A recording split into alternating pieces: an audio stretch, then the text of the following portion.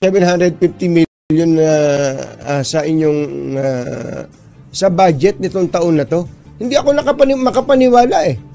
Kambatsero, hindi ako makapaniwala na may flood control insertion si Senator Risa Ontiveros hanggang ngayon. Oo.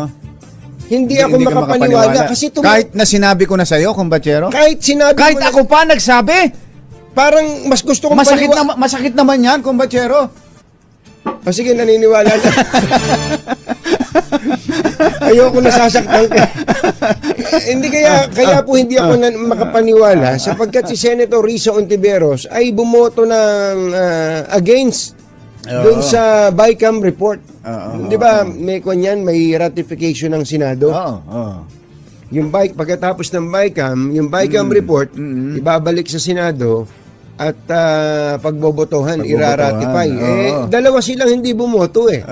Si Senator Risa, saka si Senator Coco Pimentel, pareho silang dalawang opposition. Nasa minority. Kaya hindi ako makapaniwala na meron siyang insertion. Baka ang na flood control Na flood control. Baka iniisip niya hindi, ano lang to. Yun ang ceremonial function lang ng opposition. Ganon? Baka parang ganon. Ministerial sa parte ministerial. nila. Kaya lang, yun nga eh.